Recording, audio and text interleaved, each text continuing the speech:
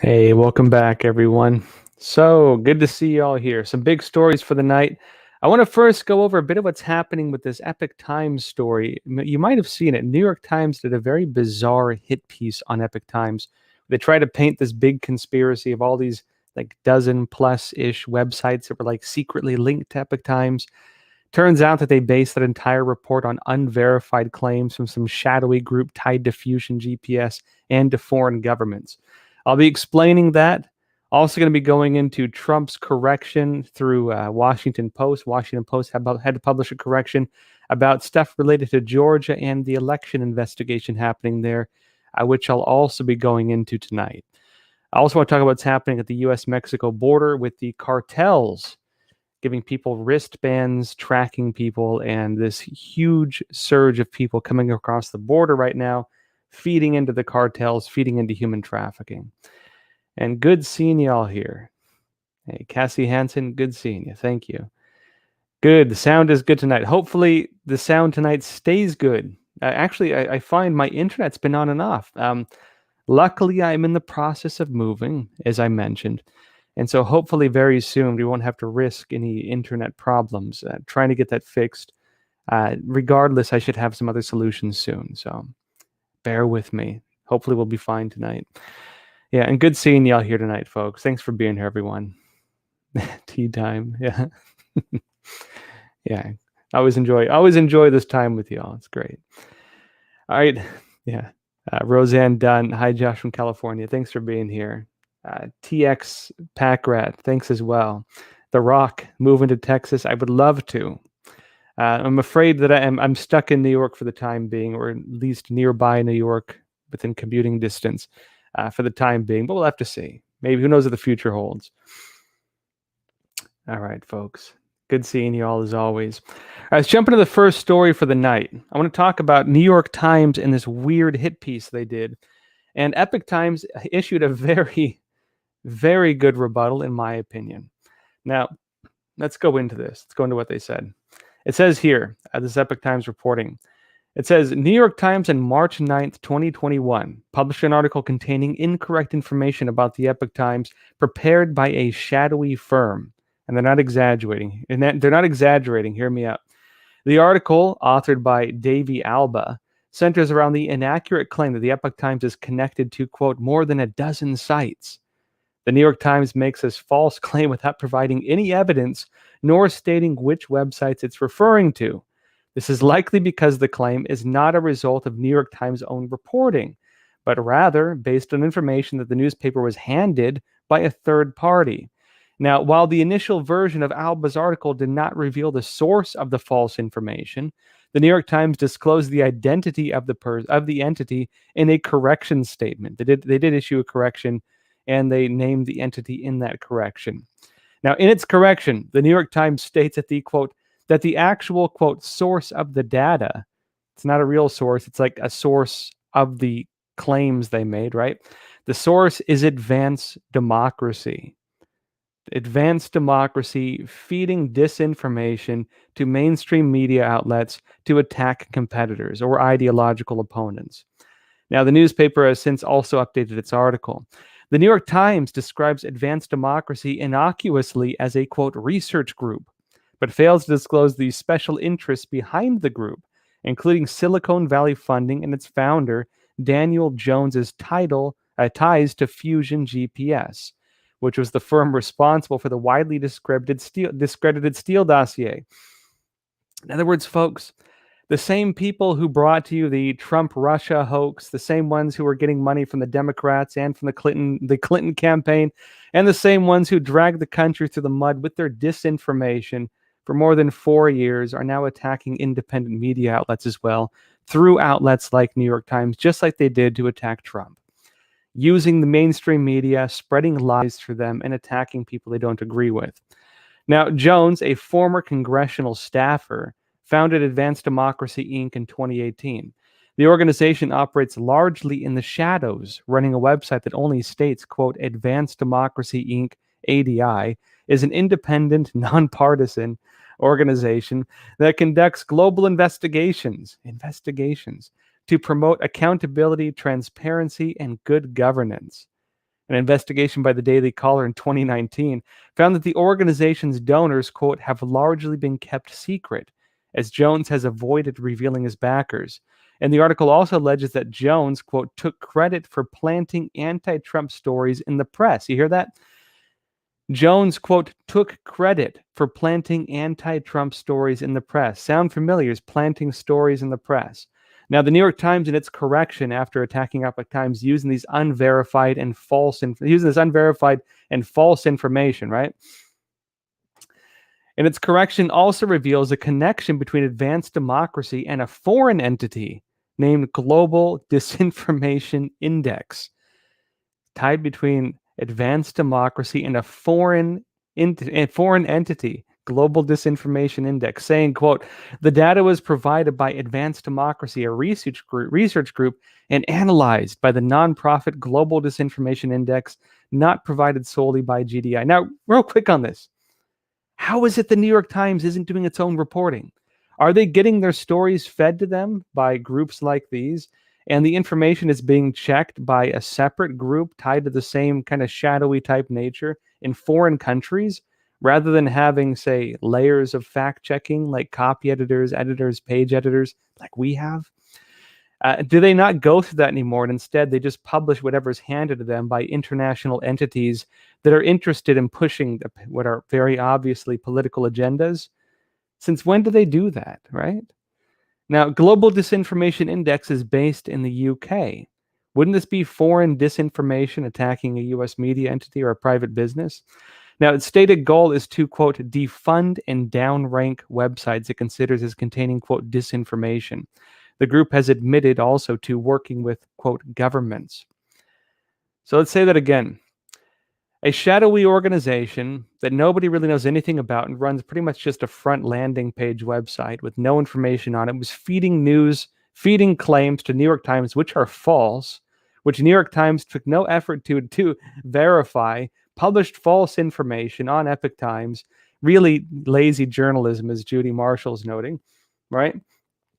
Which was fact-checked by this Advanced Democracy, which is based in the UK and tied to, quote, governments, and has the purpose, stated goal of to defund and downrank websites that it regards as having disinformation.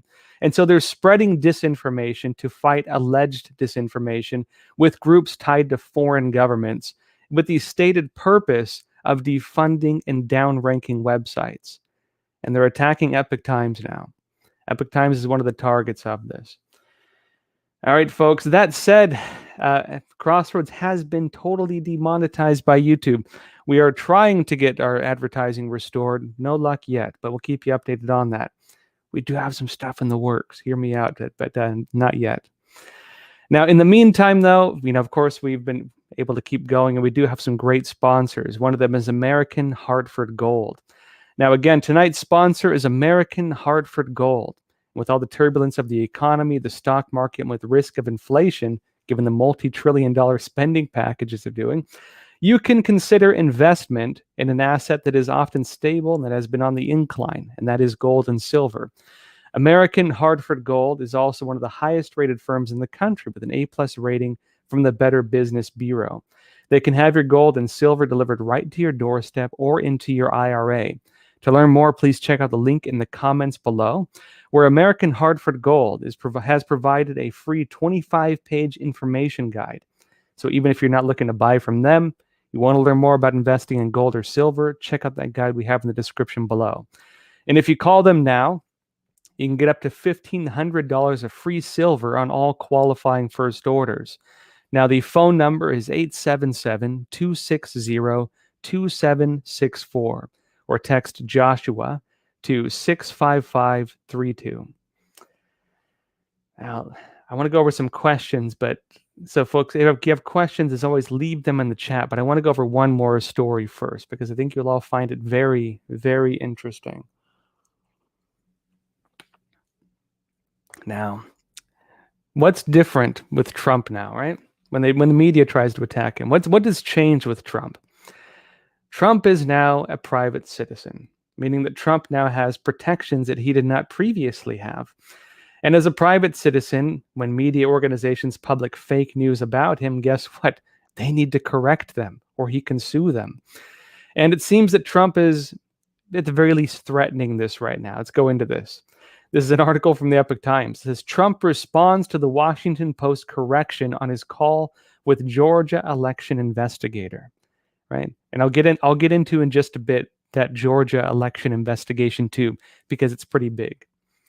I'd say on par big with the audit being done in Arizona right now, not the Maricopa County one, but the full audit. Now let's go into this.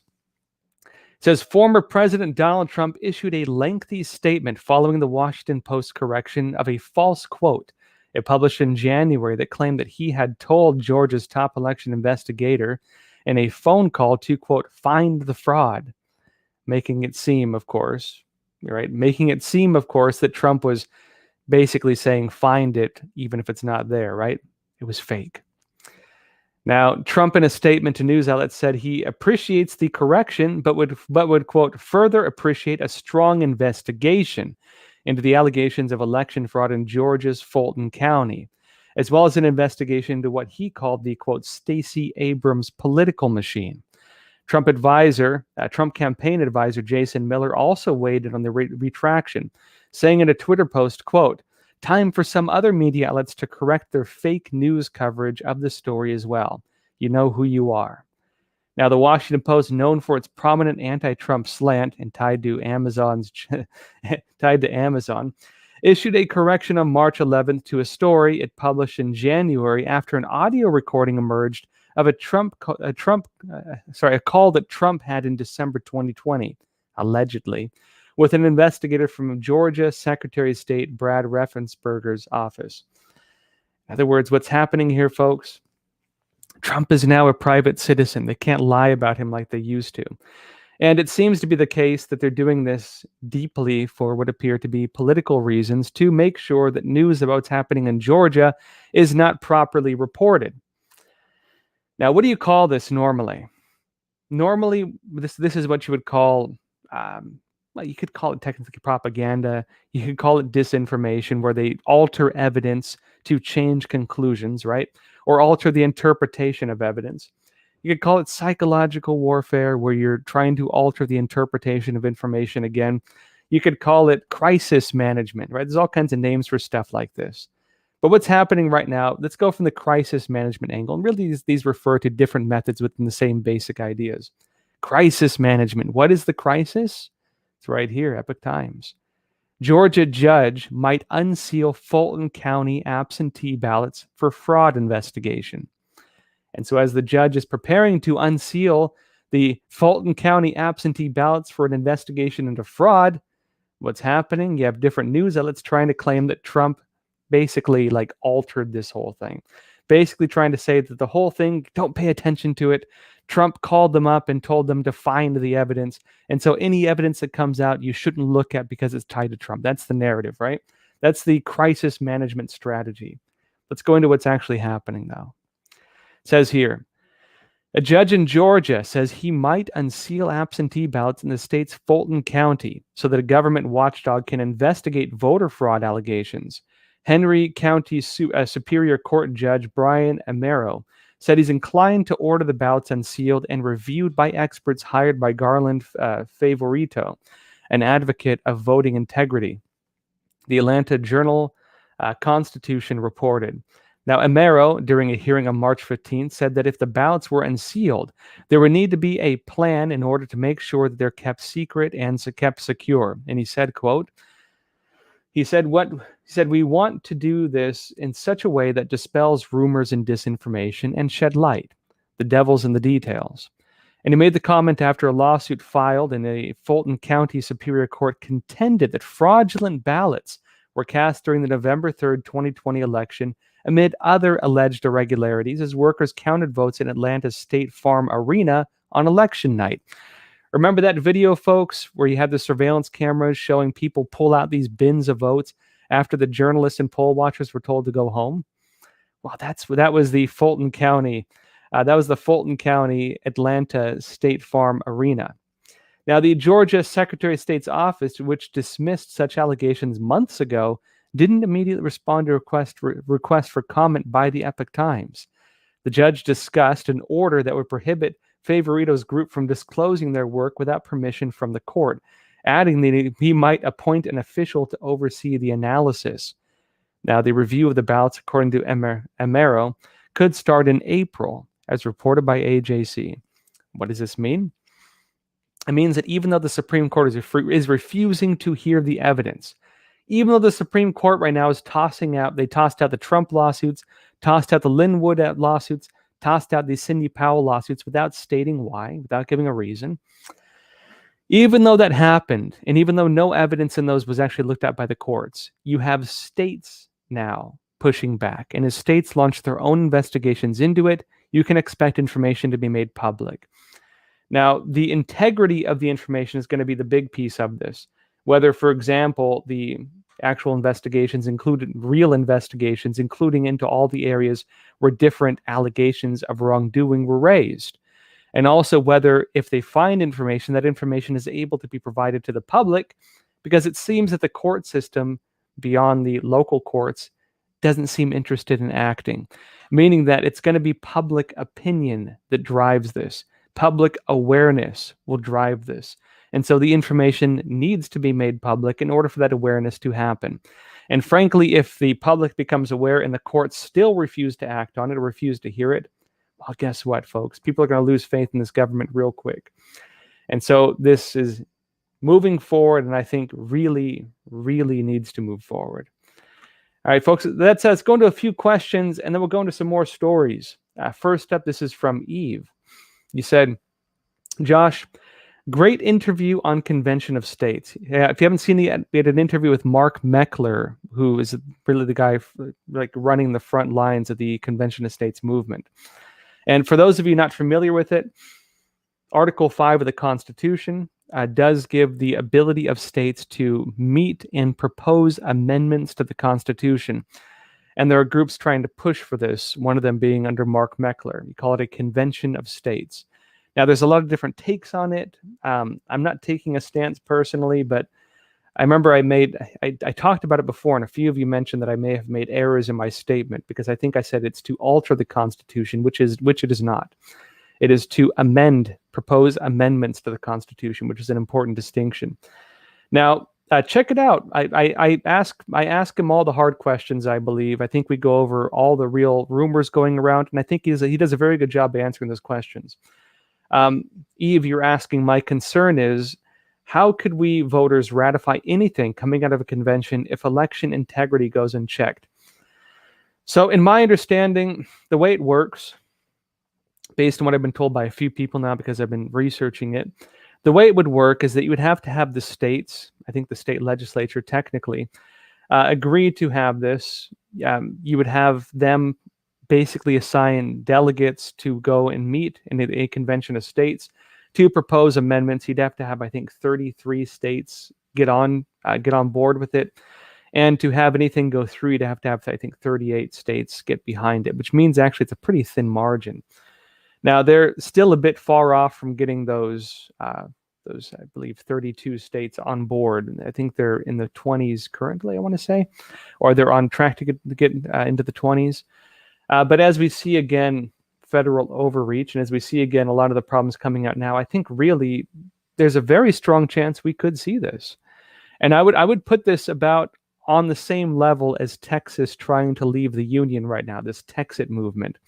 Because whether it goes through or not, right, whether it happens or not, and even especially if they do meet and they do propose amendments, the very debate around it, the very discussion around this, the idea that government overreach is a problem, or the idea when you're talking about Texit, for example, that the federal government is no longer abiding by the Constitution in both cases, I think is a discussion this country really, really needs to have.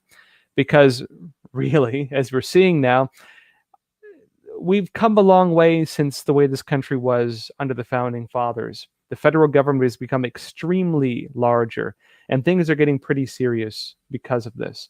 And now we see the federal government, especially under Biden, where he's basically ruling by decree and has questionable authority to do so, and is really proposing very extreme, putting through decree, very extreme moves. I think this is a needed discussion. And we see already states raising their concerns, joining together and standing up. So I think this will be important to watch going forward, and I will be covering it going forward. Next question. Let's see here. This is from Van Nelson. He said, how much longer do you think this injustice will continue? Which injustice? I'd say there's quite a few right now. Or the overall picture. Well, we'll have to see. You know, this is going to be the reality. 2022 is coming up fast. You have actually a lot happening right now to ensure that there are going to be that the election system in 2022 is going to have integrity. In fact, I'll be going into some stories on that in just a minute. There's a lot going on right now. What's going to happen is that very soon, I mean, really, because 2022 is the elections for the House and Senate, very soon, you're going to see people starting to campaign. And during that campaign process, you're going to have Trump very active on it. You're going to have Trump trying to fundraise over the RNC through his new PAC. He's competing with the RNC through his new PAC. You're going to have Trump touring, Trump giving interviews, Trump raising discussions on this, in addition to the other people calling into question the overreach of authority of the federal government. Meaning what? Meaning every time they do something that is illicit, every time they do something that overreaches, every time they do something controversial, the different states have to stand up against. That is a point against them in the 2022 elections. And every time there's a point against them in the 2022 elections, that's one more point or one more group of people who lean towards the folks they don't want to get into power. So you're going to watch a big narrative battle take place very soon, starting very soon. Because as soon as the campaigning starts for the 2022 elections, which is very soon, we're already in 2021, remember? As soon as that starts, you are going to see a lot of discussion, a lot of public debate, and frankly, a lot of very extreme politics getting called out very harshly. Just wait, folks. You know, there's a lot going on right now, especially with Biden's rule by decree. But you're going to see a lot of that getting challenged. I guarantee it. Let's see. This is from Ampleforth. You said, why do people think that when they won't follow the Constitution we have, they would follow a modified one? You know, I actually raised that question during the interview, and Mark Meckler made the point back that, yeah, that was kind of the biggest concern for him as well. You know, pretty much he said, he said that was a good question, and I did ask it. And he said it is kind of one of the biggest questions anyone could propose, because if they're already violating the Constitution, who's to say they'll follow it if we change it anyways, right? Especially when the holding them accountable for violating the Constitution has to be done through the Supreme Court, which is already not showing an interest, it seems, in doing that, at least not often. Hard to say. What it would do, though, is give local state governments the stronger ability through constitutional process to stand up against the federal government. And I think the state level against the federal level would be what makes sure that stays right. One of you asked as well, I actually hear this all the time, Epoch Times. Is it pronounced epic, epoch, or epoch? Or I've heard epoch as well. I've heard a few. You know, I'd say it's actually kind of most of the above, not all the above, but most of the above. So technically, if you're in the United States, the pronunciation is epic. Epic. If you're in the UK or Canada, the technical pronunciation is epoch. If you're like me and you've been working for Epoch Times for a very long time, you might say epoch, which honestly was more to make sure people don't misspell it and type in epic.com, you know, theepochtimes.com, because that is another website which is definitely not us. And so sometimes I do radio interviews, I say epoch or epoch, even though the technical American pronunciation is epic. Just because I want to make sure if people type in the URL, they type in the right one. But technically, if you're in America, it's epic. But again, you know, you say tomato, I say tomato. You know, we're a brand of many interpretations. We are multicultural. You know, we believe in diversity. All right, folks. That's it. Let's go into let's go into a couple more stories tonight. Then we'll jump into some more questions. Now, I mentioned what's happening with the elections going into 2022. Some important things. Now, this is first from Texas. And we've been seeing Texas do a whole lot standing up against what's happening with the federal government's overreach. Texas, Arizona, and Florida kind of leading the charge, a few other states joining as well. And you're going to see more of it.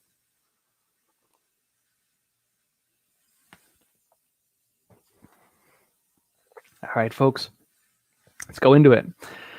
This is Epoch Times again. Texas governor backs GOP bills seeking to safeguard election integrity. It says here, Texas Governor Greg Abbott on Monday called on the state legislature to pass bills aimed at preventing election officials from relaxing election rules and processes without authorization. The Lone Star State governor stressed that without measures to tighten election integrity laws across the state, election officials could, quote, jeopardize the election process by presenting opportunities for people to commit voter fraud. And Abbott told reporters at a press conference, quote, whether it's the authorized expansion of mail-in ballots or the unauthorized expansion of drive-through voting, we must pass laws to prevent election officials from jeopardizing the election process. And also on that, another story here. This is Epoch Times again. It says, attorney Cleta Mitchell to lead initiative to safeguard election integrity. And it says here, attorney Cleta Mitchell has been named the chair of a grassroots initiative that seeks to safeguard the sanctity of the ballot box across America. The National Election Protection Initiative, which was launched by FreedomWorks, aims to mobilize grassroots efforts in key states and counties to protect election integrity. The conservative and libertarian advocacy group told Newsmax this. Now, FreedomWorks president Adam Brandon hosts the show Save the Nation on Newsmax TV. The initiative provides a platform for conservatives and other like-minded Americans who want to participate in election activism and provides a counterweight to other left-leaning voting initiatives. It also aims to train and coordinate participants for grassroots efforts to address a range of election integrity concerns, such as voter registration, voter rolls, and election procedures and rules across several key states. So what are we seeing here? We're seeing a nonprofit starting up to help advocate for and promote integrity in elections across the United States, working as an organization with volunteers that people can volunteer for. You have the GOP pushing this, you have the Texas governor backing what's happening, and Texas and different states taking their own moves. You have investigations, serious ones, both in Georgia and in Arizona, both of which, if the claims of what happened there is true, and if the investigations look into what the claims were, which it does seem they are, could yield some pretty serious findings, which could have massive impacts on this country, especially when it comes to the interpretation of fraud with the last election. And also we have Trump in this article as well, calling out this fake news report in Washington Post for alleged officials playing a part in fortifying the elections, let's say in Georgia, and also calling for investigations into what's actually happening there, which is currently moving forward. In other words, folks, what do you have? Multiple directions, multiple investigations, and multiple organizations, including different parts of our government, working on ensuring that the 2022 elections are secure. And so, yes, while we hear a lot of doom and gloom about the elections and a lot of people are losing faith in them, and H.R. 1 is being pushed through, trying to, even though they probably don't have the votes for it, really, there's a reason why, right? There's a reason why they're trying to push H.R. 1. And there's a reason why, despite all the concerns of what happened during 2020 and the changing of the way elections are done, and then despite the fact that they claim there's concerns of uprising and domestic terrorism and all these things, right? Despite all these claims, well, they're not interested in ensuring that people are calmed down, that people are reassured that the election did have integrity when it was done. They're not willing to hear the cases. And instead, what are they looking to do?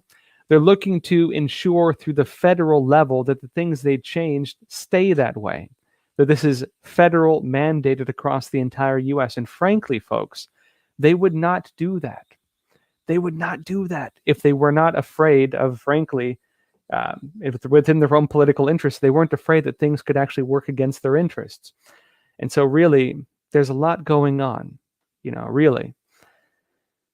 Real quick, Lisa Lisa Civil Disobey. You said All Sides, which is one of these media placement entities, says Epoch Times is only center right, not far right. Well, yeah, it's true actually.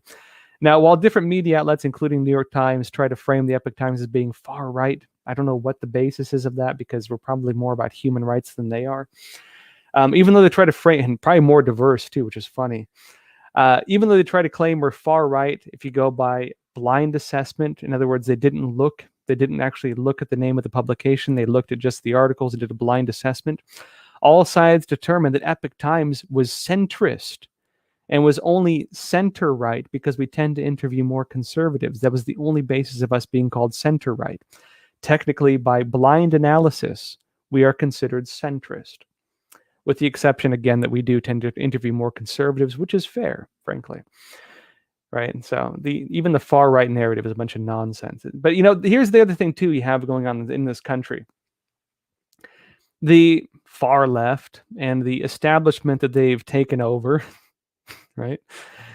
They have become very extreme, and they're also attacking a lot of people. They're attacking literally probably half the country, 74 million Americans, probably at least, who voted for Trump.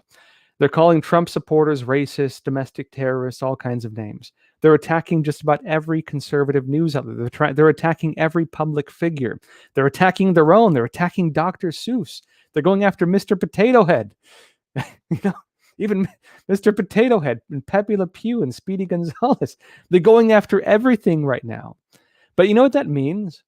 It means they're not targeted. They're not focused. It means that every blow they make is weak, because the weight of what they're doing no longer holds weight if they're attacking everybody, and they're attacking everybody.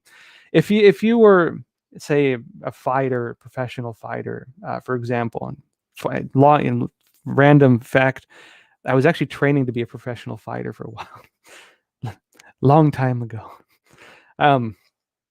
You look for that, which is that when people feel cornered and helpless and defenseless, and they start losing focus, they start flailing. And really, this is what the cancel culture mob is doing right now. They're flailing. They're flailing their arms wildly. They're pushing through everything they can. They're trying to cancel everyone they can, right? They're going after everything. They're flailing their arms wildly, and nothing they are doing has any impact because of it. They're targeting everybody.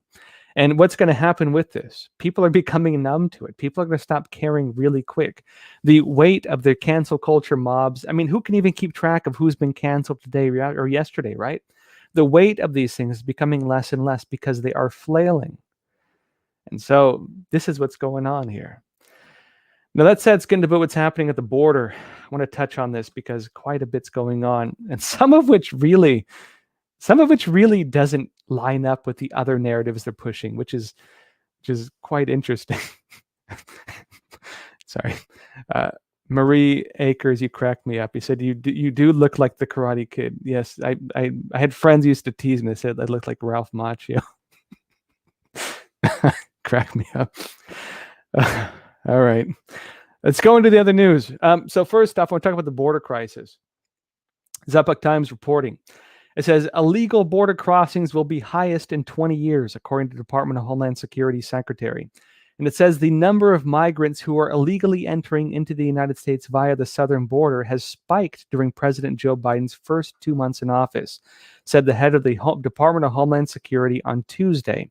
And DHS Secretary Alejandro Mayorkas said in a statement, quote, "We are on pace to encounter more individuals on the southern border than we have in the last 20 years.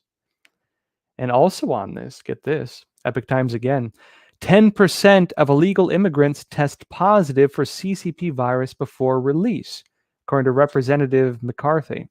And it says here, Epoch Times again, House Minority Leader Kevin McCarthy, Republican from California, they exist, told reporters at a press briefing from the southern border on March 15th that doctors at the U.S.-Mexico border in Texas told him that 10% of illegal immigrants are testing positive for the CCP virus before being released into surrounding communities. Get that. 10% of those tested positive, they're testing positive for the CCP virus before, get it here, before being released into surrounding communities. Now, look, if I were to travel to other states, which I do for work, and I test positive for the virus, which I have not, I will have to quarantine. They would make me quarantine, let alone illegal aliens, illegal immigrants coming across the border illegally into the United States in numbers that we have not seen in 20 years. Numbers we have not seen in 20 years, and 10% of them are testing positive for the virus. Now, what is the reason for this? Why is the government right now supporting open borders? Why are they letting people go through? Why did Biden overturn the requirement, for example, that people had to wait on the other side of the border to apply after they applied for asylum for things to get processed? Why are they taking people who were taking people who were cast out and denied asylum and inviting them back to reapply if they actually care about the virus? If they actually view the virus as a threat, why are they doing tests and they're seeing 10% of people have the virus? They're seeing this and they're still releasing them into these communities where they can do whatever they want. Let's go a bit deeper into this. McCarthy continued. Well, they're being stored together. Get that. Even if they test positive, they're being stored together. Normally, even in New York State, if you quarantine, you're supposed to have like a separate room and a separate bathroom, which I don't know what they expect people in New York have, because I hardly know anyone with 2 bathrooms in New York. They expect you to quarantine in New York. And here they're taking these people flooding across the border in numbers we haven't seen again in 20 years and putting them together, storing them together. And McCarthy continues, in a time when the president will keep our country closed, when maybe we have hope for the 4th of July, right? If you're good, folks, right? Maybe you can get some of your freedom back if you're good citizens by the 4th of July. And he continues to get together just with our family. How much spread of COVID is he creating every single day by his policies along this border? And folks, what are we seeing here? This is like what Cuomo did to seniors in New York. This is the same thing, just in a government like all of nation form. You're taking people who have the virus and you're putting them amongst the population in close proximity with each other, with people coming across the border illegally right now. He's taking these people, 10% of whom are testing positive for the virus, and putting them in storing facilities and then releasing them into the U.S. to wait for their cases to be processed. Now, what happens when you take 10% of people and put them in close proximity with each other in a storing facility that are already way over capacity to the point where they have to use stadiums and civic centers to hold them? What happens if the entire narrative of the lockdowns is in any way true, which they've been spreading for the last year and keeping us on lockdown? That is literally the worst decision they could possibly make. This is literally what Cuomo did to seniors in New York and maybe killed more than 10,000 of them by doing so. And not just Cuomo, actually, there's 4 different governors in the U.S. who may have done something similar. They're doing this to the entire country. They're using the Cuomo, they're Cuomoing the entire United States with this policy. This is what they're doing. If the narrative is actually true, if they actually believe this stuff actually works, if they believe lockdowns work, if they believe that being in close proximity can get you infected and kill you and kill grandma, like they were saying, like Cuomo might have. If they actually believe this is true, why are they doing this, right? And in addition to this, let's go into some other stories on this, because there's some other stuff happening along the border, very serious stuff. Get this. Epoch Times reports again.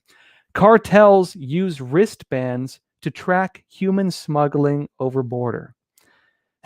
Before we go into this, folks, remember, these are some of the same folks, the ones allowing us to go through, who were criticizing Trump for kids in cages, even though Obama had built those, and then tried to claim that Biden fixed the problem, but they're using photos that were from Trump's administration, trying to show how nice they look. They were Trump's photos, and the bad photos were from under Obama, right? That's the narrative. While they were pushing that narrative, this is now what's happening. Get this. Illegal border crossers are coming into the United States wearing wristbands that relate to the smuggling organization or cartel that they paid to cross the river, according to new reports and confirmation by Border Patrol agents. And Epoch Times actually has a great border reporter, Charlotte Cuthbertson. This article is from her. You can actually check her out on Twitter too. She does some fantastic reporting. Now it continues.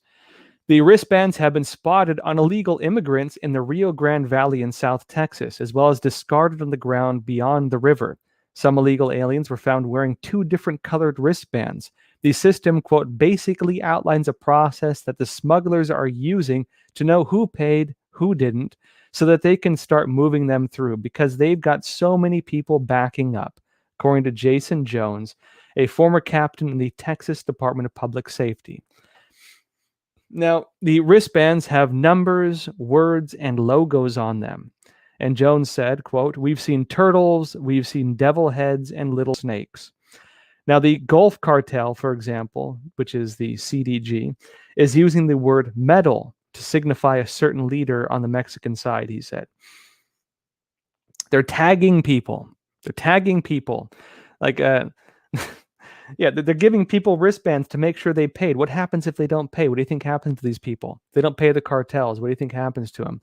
There's multiple cartels doing it. The different wristbands signify which cartel they're using to pay. Some of them have multiple wristbands, suggesting, I would say, my own analysis, take it for what it's worth, suggesting if they have multiple wristbands that maybe they paid one cartel but went to the other area to be transferred, and the other cartel made them pay as well. So you have 2 different, more wristbands.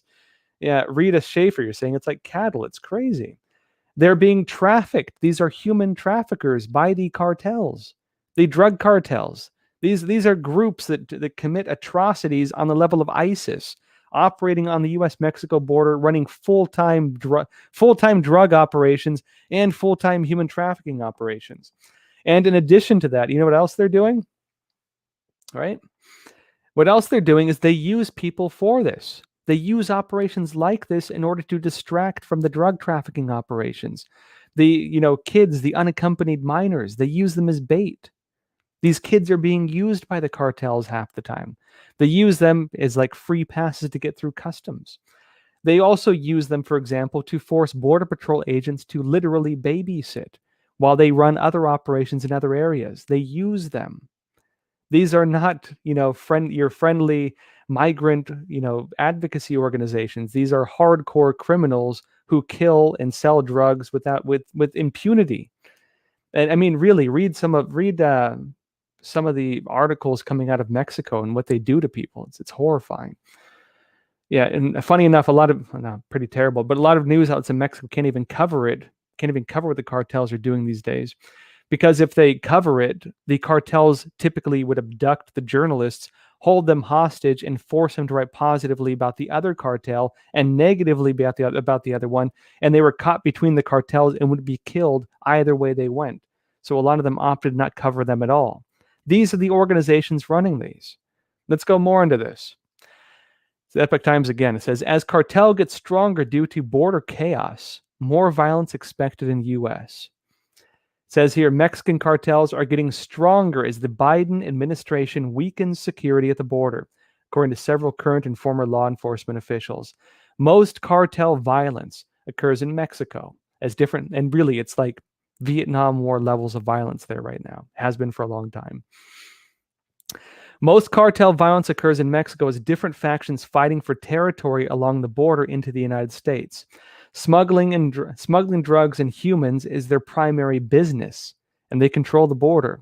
But the cartels are also embattled inside the United States, and indications point to more violence stateside this year, according to Jason Jones, the guy who spoke in the last article we looked at, who is again a former captain for the Texas Department of Public Safety, where he ran the Border Security Operations Center. And he said, quote, the game has changed now. They don't fear us. It's just not like it used to be, and you can't blame them. I mean, they have no reason to. We've done nothing to contain them. They're just completely out of control. So, folks, that is the state of our border right now. Yeah, state of our border right now, folks. Let's go over a few questions before we go into some more stories. Let's see. This is from Ron Buckner. He said, so moving forward, if this Fulton County court goes through and there are improprieties found, do you think the Superior Court will allow the suits to be revisited? This is about the election fortifying issue. I don't know what we call it this time. Right. This is about election investigations into election fraud in Arizona, right? Fulton County. Again, you had two different investigations being done there. There was the audit in Maricopa County. Sorry, this is about Fulton County, Georgia. Sorry, I mean, so much going on. We'll have to see what happens. If these investigations do go through and they find that fraud did take place, we'll have to see. We have seen states actually overturn some seats already. We've already seen states do investigations and overturn seats. We saw it happen in New York already. We saw in, for example, I don't want to make false statements. I can't remember the details. We've seen this happen in a few states already. It's unlikely that it'll overturn the presidential election unless the Supreme Court stepped in and actually heard the cases. But if they do find that, in other words, it may overturn some House or Senate seats in the meantime. But if it's found that the presidential election was impacted by this, which the Georgia one could actually find, if that happens, it would be up to the Supreme Court, from what I understand, to actually do anything. And very likely you could have folks take that evidence and propose that it's heard by the Supreme Court. Now, would they actually do that? We'll have to see, because frankly, the evidence brought to them already was pretty good, and they refused to hear it, refused to look at it, and gave no reason when they threw it out.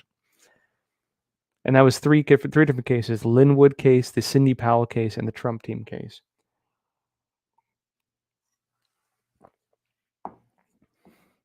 Now, this is from Yvette's Yelgin. You said, Josh, how can the media slander someone just because they aren't a private citizen? Right? Well, unfortunately, that became the standard mode of operations, right? The modus operandi of the mainstream media during the past 5 years under Trump. If we include the 2016 elections and the fallout period, that was their way of operating. They lied about him month by month, one story after the next. They misrepresented just about every statement he made. They lied about him, convinced the world that he was, the new Hitler or something like that, and really just twisted information however they saw fit, molded information like a piece of clay into whatever they wanted it to be. That is what the mainstream media did for the past 4+ years. By doing so, I think they really exposed themselves. So I think they lost a lot of the trust that people had in them previously. And even a lot of the folks who people thought were balanced or, at least middle of the road, really show their true colors. Now, in the US, we have very loose libel laws. You're just asking about this. We have pretty lenient libel laws, let's put it that way. Libel laws that make it very easy for media to lie about people. And so very hard to do that. It's very hard to go after someone for libel if you're a public figure or a bigger public figure, right? Now, if you're a private citizen, you have a bit more leeway. So if you are a public figure, it's a bit different. If you're a public figure, you have to prove that they knowingly spread false information, right? Which is hard to do. You have to demonstrate intent. And it's a bit different if you're a private citizen, though. If you're not considered a public figure, it's a bit different. And so we'll have to see now. Briefly on that, though, there's one important thing to note. Really, the way the mainstream media works, the way these disinformation campaigns work, it's like Pavlov's dog. They're conditioning people to react to stimuli, like a trained dog salivating at the sound of a bell. It's the same concept. And keep in mind that under Vladimir Lenin and the Soviet Union, that was why he did those experiments with Pavlov, Dr. Pavlov. And so those of you, just go over the story just briefly. During the Soviet Union in the early days, Vladimir Lenin did research on how to manipulate human behavior. One of the famous experiments was Pavlov's dog, where they got a dog and they gave it food and rang a bell, and then conditioned the dog to salivate as if it was going to get food at the sound of the bell, whether or not food was provided. Now, the same method is used in propaganda. And this is important to note because this is really the way the mainstream media operated for the past 4+ years, and who knows how much longer before that. They condition people to react unconsciously, right? To develop emotional memory. So they have unconscious emotional reactions to stimuli, in this case, news topics. And how does that work? Now, using this method, it doesn't actually matter whether the information is true or false. And they found as well that they could publish false information, lie, one lie after the next. And by not correcting themselves, really by just continuing to do so, they would make people conditioned with emotional memory. How does that work? You create a story, you create a narrative, you lead a person through a narrative picture, and they feel like they have emotional reactions, right? They go through an emotional journey with you as you do that. And once you're done with it, you say this emotional experience you have is symbolic of this political issue. Let's say kids in cages, quote unquote, right? It is symbolic of systemic racism. It is symbolic of this or that. People start developing emotional memory. They start developing notions. And that feeling they develop, that hatred, that anger, that discontent, that joy, that happiness, whatever it be, whatever it may be, they want to make you feel towards these different targets, that starts to become embedded within your emotional experience. And then eventually what happens is they don't need to show you the story. They show you the individual, Trump, for example, and you will react with every emotion you've been conditioned to react with.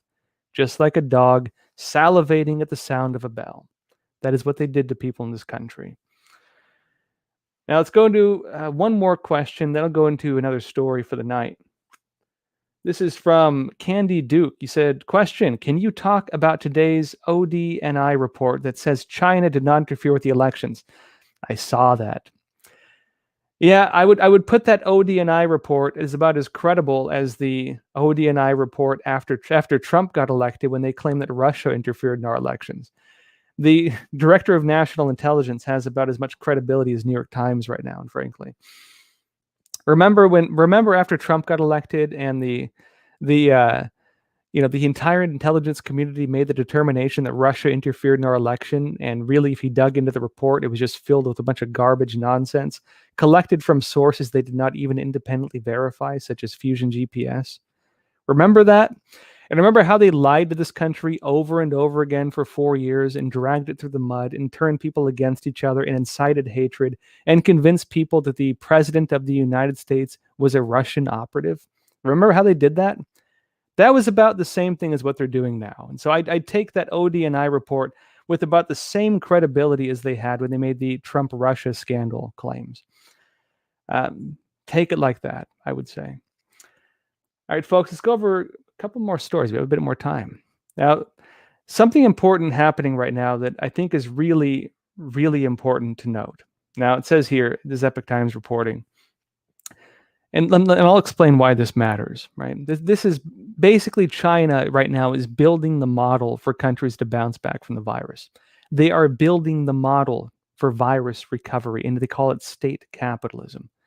Watch for media pushing the narrative of state capitalism, because this is the model they're creating right now for economic recovery from the virus. Now, let me go into this because China right now is painting the picture, right? They're setting it up. China's setting it up right now. Epoch Times reports China, quote, victory against poverty draws skepticism. And it says here, the Chinese communist regime has made much fanfare, you can see in a lot of different media, of its apparent success in lifting tens of millions of rural residents out of poverty.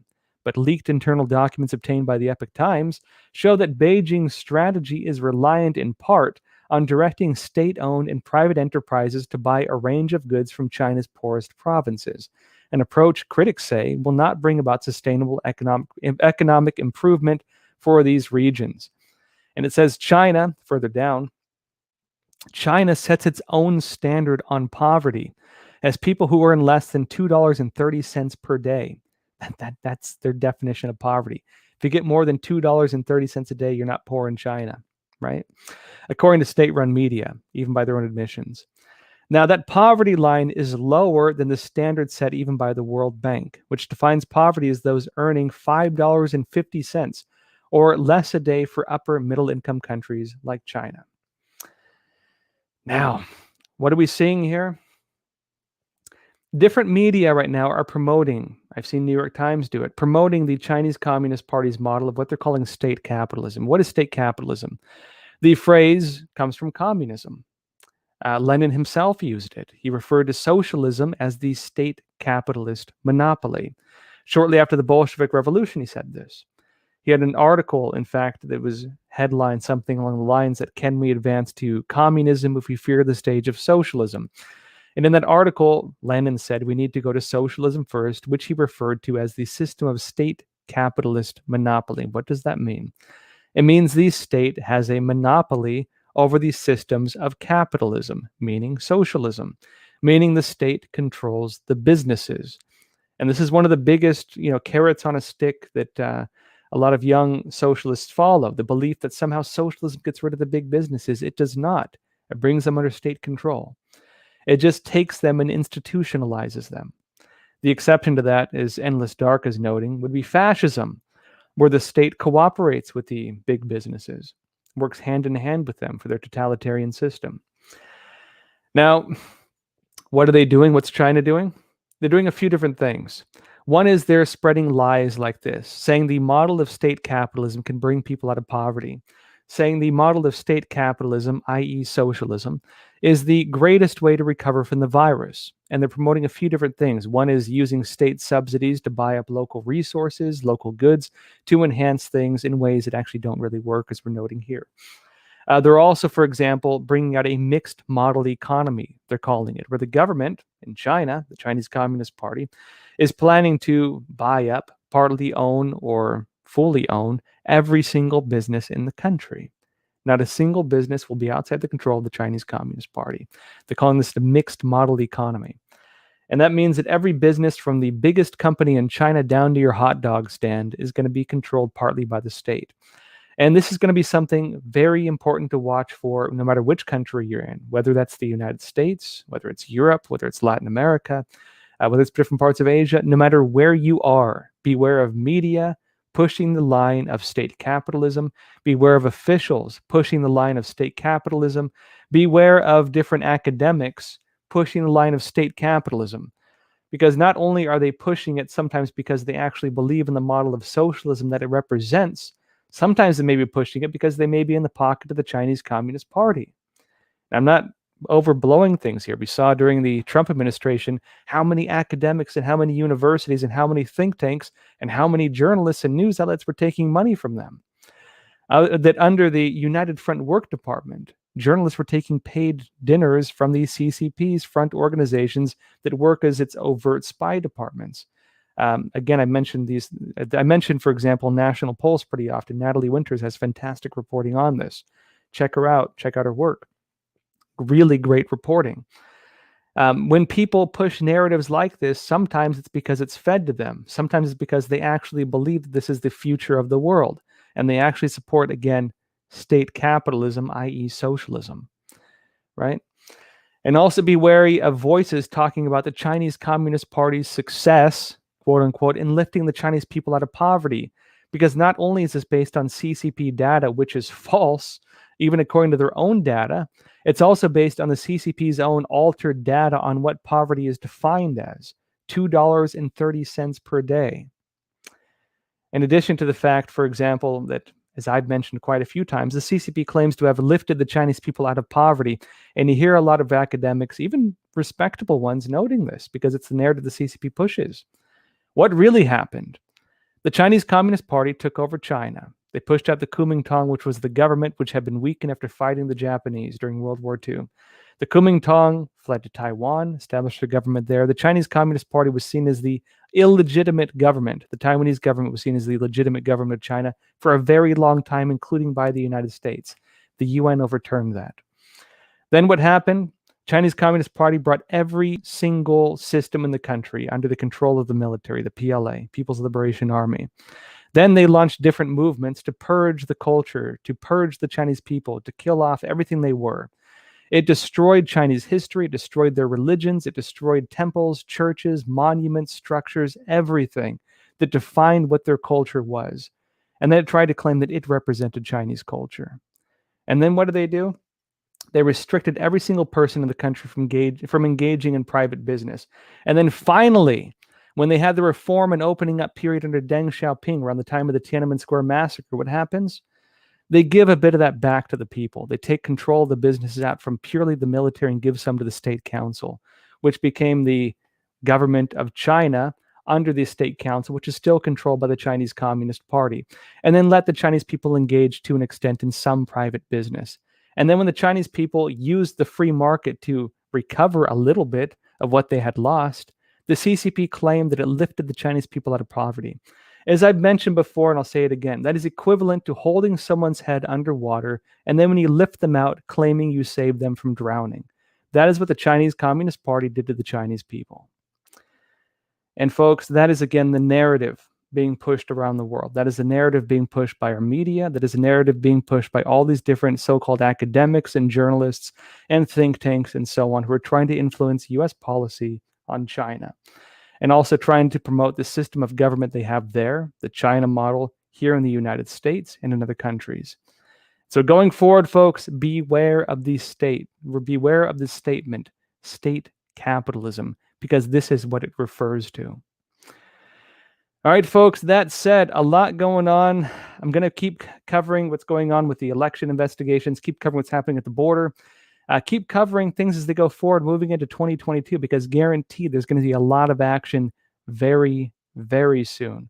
A lot of stuff going on, folks. That said, I do these live broadcasts, live Q&As every Sunday, Tuesday, and Thursday. So please tune in again this coming Thursday, 10:30 p.m. Eastern Time. And of course, we are totally demonetized on YouTube, but it still does help us quite a bit if you like and subscribe. And also, please tell a friend about Crossroads. It does really help us. That said, folks, as always, please take care of yourselves, stay informed, and stay free. Thank you.